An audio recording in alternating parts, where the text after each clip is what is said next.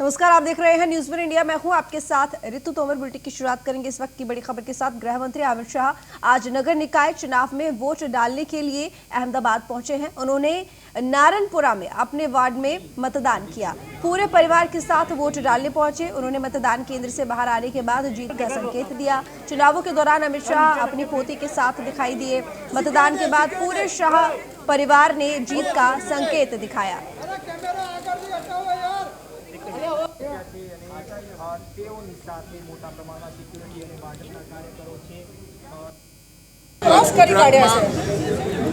બધી મહાનગરપાલિકા હાથ લઈ લે ભાઈ, ભાઈલું હાથ લઈ લે. શરૂ થઈ જિલ્લા પંચાયત, તાલુકા પંચાયતની ચૂંટણીઓ સુધી સ્થાનિક સ્વરાજની બધી સંસ્થાઓની ચૂંટણીના આજે શ્રી ગણેશ થયા છે. ગુજરાતમાં જ્યારે આપણા વડાપ્રધાન નરેન્દ્રભાઈ મુખ્યમંત્રી હતા એ વખતે શહેરી વિકાસ, ગ્રામીણ વિકાસ અને સમગ્રતાથી ગુજરાતના ખૂણા ખૂણાના વિકાસ માટે એક વિકાસ યાત્રા શરૂ થઈ. ચાહે જંગલોનું ક્ષેત્ર હોય, ચાહે પહાડી વિસ્તાર હોય, ચાહે સાગર કિનારો હોય, ચાહે શહેર હોય, ગામ હોય, દરેક જગ્યાએ સર્વસમાવેશી સર્વસ્પર્શી વિકાસ થાય એની શરૂઆત અને એ યાત્રા આજે સમગ્ર ભારત માટે अनुकरणीय यात्रा बनी है। तो वहीं केरल के कसरगोड में बीजेपी की रैली, सीएम योगी ने संबोधित किया रैली को। केरल की धरती को प्रणाम करता हूं मुख्यमंत्री योगी आदित्यनाथ ने इस दौरान कहा, संबोधित करते हुए कि केरल को बीजेपी की आवश्यकता है, केरल वासियों को जागरूक होना पड़ेगा। तो मुख्यमंत्री योगी आदित्यनाथ प्रचार करने के लिए आज केरल पहुंचे और कसरगोड में बीजेपी की रैली में शामिल हुए, जहां पर रैली को संबोधित करते हुए मुख्यमंत्री योगी आदित्यनाथ ने कहा कि केरल की धरती को प्रणाम करता हूं, केरल को बीजेपी की आवश्यकता है, केरल वासियों को जागरूक होना पड़ेगा। तो आपको बता दें कि आने वाले समय में 5 राज्यों में विधानसभा चुनाव हैं और केरल भी उनमें से एक है और इसी वजह से लगातार बीजेपी की रैलियां चल रही हैं। और मुख्यमंत्री योगी आदित्यनाथ की बात करें तो स्टार प्रचारक के तौर पर अधिकतर जिन राज्यों में चुनाव होते हैं वहां पर मुख्यमंत्री योगी आदित्यनाथ जरूर जाते हैं प्रचार करने के लिए। ऐसे में वो केरल भी पहुंचे, जहां पर केरल वासियों को संबोधित करते हुए उन्होंने कई बातें कही। केरल की सरकार सबरीमाला के प्रकरण में जनआस्था के साथ खिलवाड़ करती है, लेकिन आपने देखा होगा उत्तर प्रदेश में जनभावना का सम्मान करते हुए अयोध्या में प्रधानमंत्री मोदी जी ने भव्य राम मंदिर के कार्य का शुभारंभ किया है। ये भव्य राम मंदिर के निर्माण का कार्य, ये भारत के राष्ट्र मंदिर के निर्माण के कार्यक्रम को आगे बढ़ाने का है। ये केवल एक मंदिर नहीं बल्कि भारत की आस्था को सम्मान देने का कार्य। अपने राजनीतिक स्वार्थ के लिए सीपीएम की सरकार यहां पर तमाम ऐसे संगठनों को अराजकता फैलाने की खुली छूट दे रही है, जो न केवल सुरक्षा के लिए बल्कि एकता और अखंडता के लिए भी गंभीर चुनौती प्रस्तुत कर रहे हैं। दूसरी तरफ यहां पर न केवल उन्होंने मनुष्यों को आपस में बांटा है, बल्कि इस सरकार ने तो बैंकों को भी बांटने का काम किया था। हलाल नाम का एक नया बैंक खोलने की कुत्सित चेष्टा केरल के अंदर करने का प्रयास इस सरकार की विभाजनकारी मानसिकता को ही प्रदर्शित करता है। सामने से खबर, जहां पर भैंसवाल गांव में बीजेपी नेताओं का विरोध, खाप चौधरियों से मिलने गए थे बीजेपी नेता। प्रतिनिधि मंडल में केंद्रीय मंत्री संजीव बालियान भी शामिल थे। गांव वालों ने एंट्री करने वाले रास्ते पर ट्रैक्टर ट्रॉली लगाकर रोक दिया। किसानों ने बीजेपी के खिलाफ नारे भी लगाए। किसानों के विरोध करने पर केंद्रीय मंत्री संजीव बालियान को गुस्सा भी आया। किसानों को आड़े हाथों लेते हुए कहा, ऐसे 10 के विरोध करने पर मुर्दाबाद नहीं होता। कृषि कानूनों को लेकर खाप पंचायत से मिलने गया था प्रतिनिधिमंडल। गठवाला खाप के बाबा हरिकिशन मलिक से मिलने के बाद भैंसवाल गांव पहुंचा था ये प्रतिनिधिमंडल, जिस दौरान गांव वालों ने विरोध करते हुए ट्रैक्टर और ट्रॉली लगा दिए रास्ते में। गांव वालों ने एंट्री करने वाले रास्ते पर ही ट्रैक्टर ट्रॉली लगाकर बीजेपी को रोक दिया और बीजेपी के खिलाफ नारे भी लगाए। तो किसानों के विरोध करने पर केंद्रीय मंत्री संजीव बालियान को इस दौरान गुस्सा भी आया। किसानों को आड़े हाथों लेते हुए उन्होंने ये भी कहा कि ऐसे 10 के विरोध करने पर मुर्दाबाद नहीं होता। कृषि कानूनों को लेकर खाप पंचायत से ये प्रतिनिधि मंडल मिलने गया था। गढ़वाला खाप के बाबा हरिकृष्ण मलिक से मिलने के बाद भैंसवाल गांव पहुंचा था प्रतिनिधि मंडल, जिस दौरान इस विरोध का सामना करना पड़ा बीजेपी नेताओं को।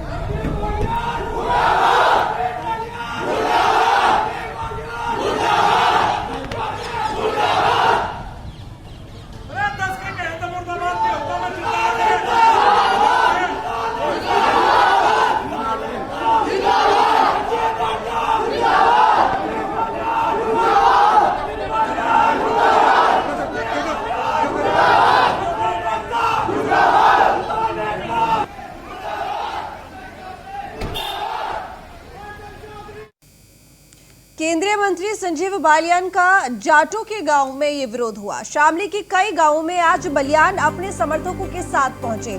संजीव बालियान मुर्दाबाद के नारे लगे। गृह मंत्री अमित शाह के आदेश के बाद भाजपा नेता पहुंचे थे। खाप के चौधरियों से मिलने पहुंचे थे ये बीजेपी नेता। दोपहर के वक्त खाप के चौधरियों ने बलियान को कहा कि ये गुलाम है और अब शामली के गांव में संजीव बालियान को झेलना पड़ रहा है विरोध। तो भाजपा की जाट लीडरशिप को इसी बात का डर था। इसी डर की वजह से अभी तक जाट समाज के बीच वो नहीं पहुंच रहे थे, जिसका सामना अब जाट नेताओं को करना पड़ा। तो अमित शाह के हड़काने के बाद हरकत में आई जाट लीडरशिप। भाजपा की जाट लीडरशिप जाट किसानों के बीच में पहुंच रही है। भाजपा के जाट नेताओं को मालूम था कि ये शायद होने वाला है, जिसका सामना उन्हें अब करना पड़ रहा है। तो बीजेपी प्रतिनिधि मंडल को किसानों के गुस्से का विरोध करना पड़ा, जाट किसानों के गुस्से का विरोध करना पड़ा। तो आपको बता दें, प्रतिनिधि मंडल भैंसवाल गांव पहुंचा, जहां पर जो गांव का एंट्री गेट है वहीं पर ट्रैक्टर ट्रॉली लगा ली गई और अंदर घुसने नहीं दिया गया और इसके साथ ही बीजेपी विरोधी नारे भी लगाए गए। इस दौरान केंद्रीय मंत्री संजीव बालियान को गुस्सा भी आया और उन्होंने कहा कि ऐसे 10 लोगों के विरोध करने से कोई फर्क नहीं पड़ता है। आज पश्चिमी उत्तर प्रदेश में बीजेपी के कुछ केंद्रीय लीडर और कुछ उत्तर प्रदेश के मंत्री, सांसद और विधायक पहुंचे थे। कई खाप चौधरी ने उनसे मिलने को मना कर दिया।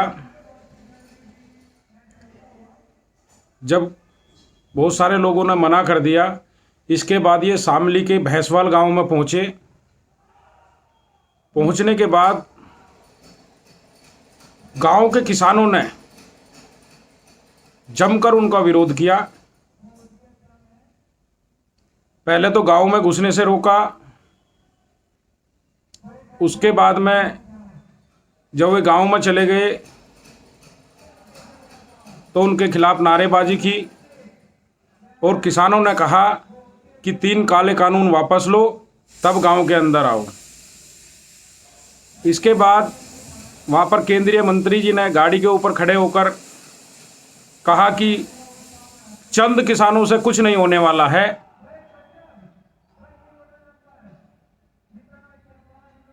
यही लोग ये दिल्ली बॉर्डर पर कहते थे कि चंद किसान बैठे हुए हैं। अब गांव-गांव में जब विरोध हो रहा है तो ये लोग कह रहे हैं कि चंद किसान हैं। लेकिन अब ये निश्चित है कि हर गांव में, हर गली में, हर मोहल्ले में इन लोगों का विरोध शुरू हो गया है। गांव में आज जो है पूर्व घोषित जो कार्यक्रम इनका बीजेपी के नेताओं का था, खाप चौधरियों से मिलने का, उस क्रम में ये लोग यहाँ आए थे और इसके संज्ञान में इन्हें पहले बता दिया गया था कि खाप चौधरी कोई भी इनसे मिलना नहीं चाहते, लेकिन अपनी धर्मिता को ये आगे बढ़ाते हुए इस गांव में आए। क्रम ये रहा इसमें कि ये गांव में आए तो गांव वालों ने, अगर पहले से इनके आने का पता होता तो शायद विरोध करते, तो अचानक इनका आने का पता लगा तो लोगों ने वहाँ पे अपनी ट्रैक्टर ट्रॉली राजभाई के पुल पे रोक के पहले तो इन्होंने इस गांव का विकास दिखाया कि राजभाई का मेन पुल जिससे गांव में एंट्री होती है वो 3 माह से टूटा पड़ा है। ये तो भाजपा का विकास था। उसके बाद में 10-15 मिनट इन लोगों को वहाँ पे विरोध स्वरूप रोका इनको, और ये गांव में मात्र 100 गज की दूरी चलने के बाद में इनको रोक लिया गया। वहाँ पर इनके जो कृषि कानून हैं, इन्होंने काले कानून वापस लेने के लिए इनके मुर्दाबाद के नारे भी लगाए, इनका विरोध भी किया, और लगातार ये विरोध 10 मिनट तक चला। तब तक वे गांव से वापस नहीं गए। तो खबर पर ज्यादा जानकारी के लिए अमित मोहन संवाददाता हमारे साथ जुड़े हुए हैं शामली से। अमित मोहन, क्या हुआ जब भैंसवाल पहुंचे ये प्रतिनिधिमंडल बीजेपी का, तो उस दौरान गांव वालों ने विरोध भी किया, और इसके साथ ये भी कहा जा रहा है कि गांव का जो एंट्री गेट है वहां पर ट्रैक्टर ट्रॉली लगाकर रास्ता भी रोक दिया गया। जी, आपको बता दूं, दरअसल मामला जनपद के गांव भैंसवाल का है, जहां पर मंत्री संजीव बालियान की अगुवाई में बीजेपी के मंत्रियों नेताओं का एक प्रतिनिधिमंडल गांव भैंसवाल में 25 लाख के डोरी बाबा टूरिज्म से कृषि कानूनों को लेकर मुलाकात करने के लिए पहुंचा, जहां पर उन्हें किसानों का भारी विरोध मिल रहा। गांव में मंत्रियों की खबर मिलती, गांव के मेन रास्ते पर ट्रैक्टर ट्रॉली किसानों ने लगा दी। बीजेपी प्रतिनिधिमंडल का रास्ता रोक दिया। जैसे पहले मंत्रिमंडल प्रतिनिधि गांव के दूसरे छोर से गांव में पहुंचा, तो वहां ग्रामीणों ने मंत्रियों के सामने ही मुर्दाबाद लगाना शुरू कर, जिसमें मंत्री संजीव बालिया। चलिए, हमारे साथ बने रहिए अमित। इस वक्त हमारे साथ जुड़े हुए हैं खाप नेता संजय बाबा। संजय जी, स्वागत है आपका न्यूज़ 1 इंडिया पर। संजय जी, बीजेपी का प्रतिनिधिमंडल आज जब भैंसवाल पहुंचा तो वहां पर विरोध किया गया, ट्रैक्टर ट्रॉली लगाकर गांव का जो रास्ता है वो रोक दिया गया, और साथ ही बीजेपी विरोधी नारे भी लगाए गए। जी, आखिर किस तरीके से, मतलब रास्ता रोकना गांव का, क्या ये ठीक है? अगर आप आंदोलन लगातार कर रहे हैं तमाम किसान नेता, ऐसे में जब वो गांव में पहुंचे हैं जी, हाँ, तो ये रास्ता रोकना किस तरीके से ठीक है? बहन जी मेरी बात है, मैं तो हमने किसी का रास्ता रोका। हमने ये कहा था सुबह, भाई किसान बनकर हमारे पास आओ, नेता बनकर हमारे पास ना आओ। नेता बना तो हमने देख लिया, जब तक हमने नेता बनाए, और तुमने किसानों की बात जाकर अपने मुख्यमंत्री को, प्रधानमंत्री के सामने बात नहीं रख सकते, किसानों का ये दर्द है। तो अब किसान बनकर हमारे बीच में आओ, और ये अपना त्याग देकर आओ, सम्मान करेंगे हम थारा। नहीं संजय जी, देखिए आप आंदोलन कर रहे हैं लगातार जी, आपका आंदोलन इसीलिए है कि आप तीनों ही कानून वापस करवाना चाहते हैं, एमएसपी पर जी, कानून जी, चाहते हैं। जब आपके बीच में प्रतिनिधिमंडल पहुंच रहा है तो बातचीत के लिए ही पहुंच रहा है। ये एक जमीनी तौर पर अगर कोई प्रतिनिधिमंडल आपसे मिलने के लिए जा रहा है तो आपको एक जरिया मिल रहा है अपनी बात बेहतर तरीके से सामने रखने का, अपना गुस्सा दिखाने का, तो आखिर आपने बात क्यों नहीं की? क्योंकि ये तो पहले भी आरोप लगे ना कि जब वहां पर मिलने के लिए बुलाया गया तो ठीक तरीके से बात नहीं होती थी। अच्छा जी, अच्छा। हाँ जी संजय जी। तो बहन जी बात होली 11 वार्ता होली किसानों की, वे के वही डाक के 3 बात, इससे तो कोई बात ही नहीं है। नहीं कोई अधिकार है ऊपर से जितनी बात कह के मैं भेजे इतनी ये बात करे, इससे बच्चे ये बात करने को तैयार है नहीं। हमने कहा था हमारा दर्द सुनियो, और हमारा दर्द सुनकर आगे तो तुम तो ये पूछा दो, हकीकत इनका है हम इस कानून को वापसी चाह। इतने इनमें हिम्मत नहीं है कि किसान की बात सरकार के पास पहुंचाता।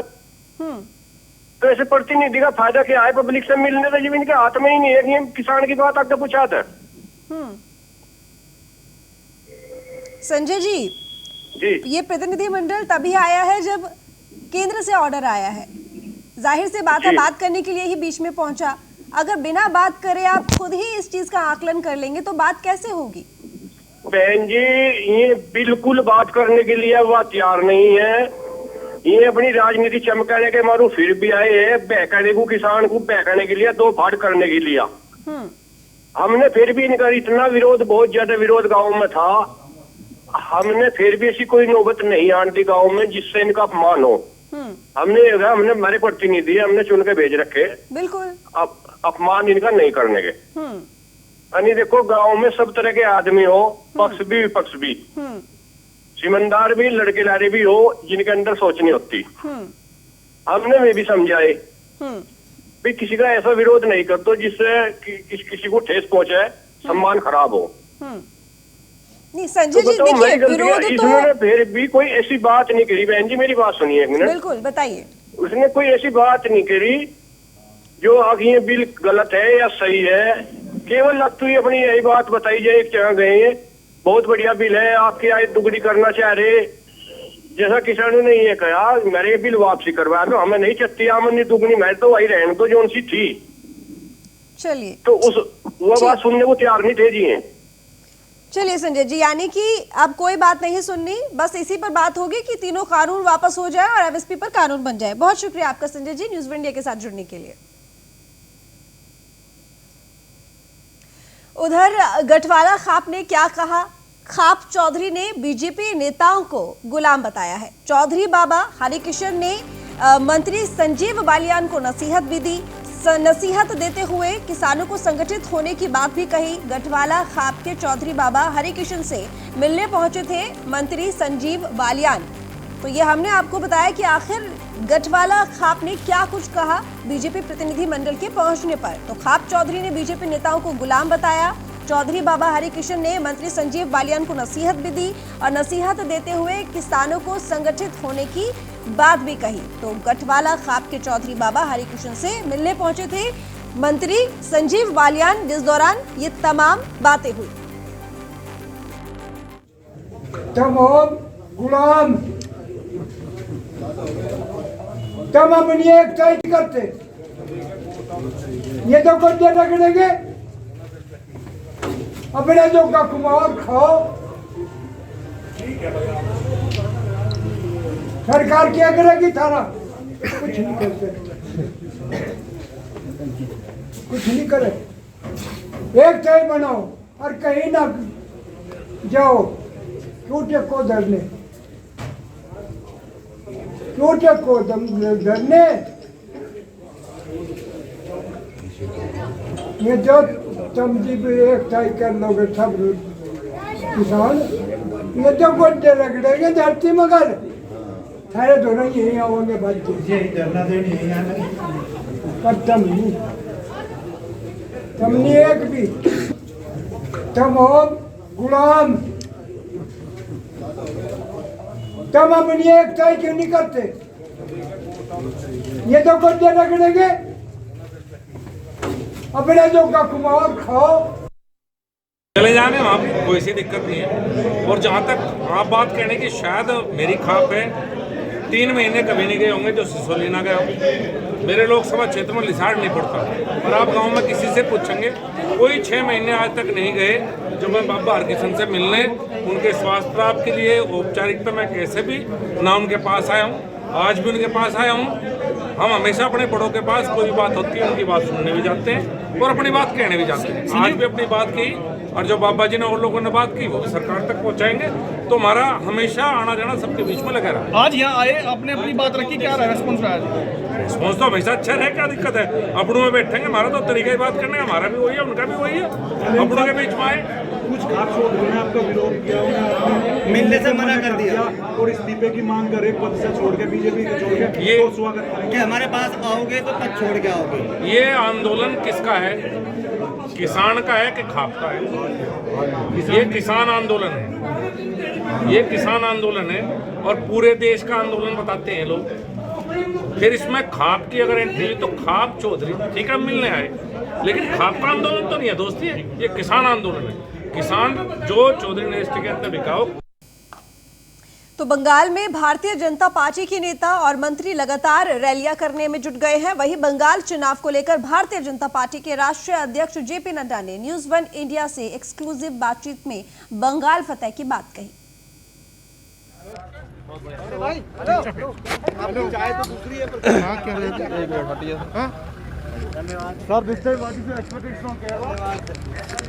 सर बंगाल को लेकर क्या कहेंगे? Will be good.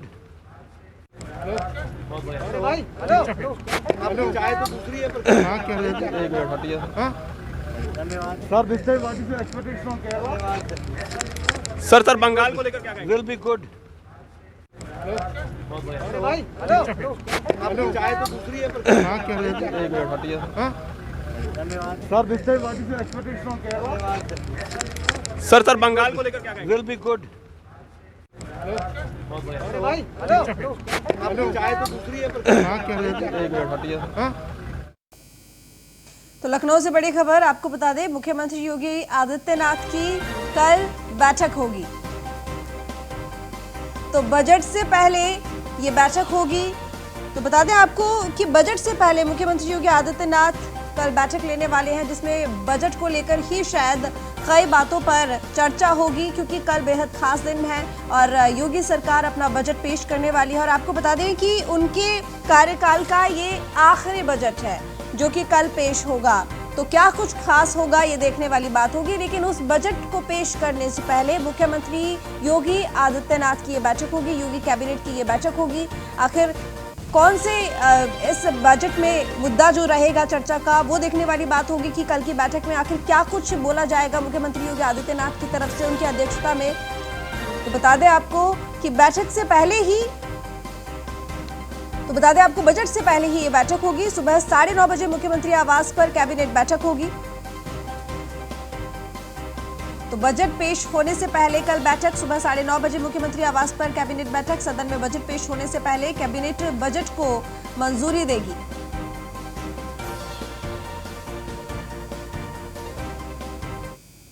फिलहाल इस बुलेटिन में इतना ही। देखते रहिए न्यूज़ फॉर इंडिया।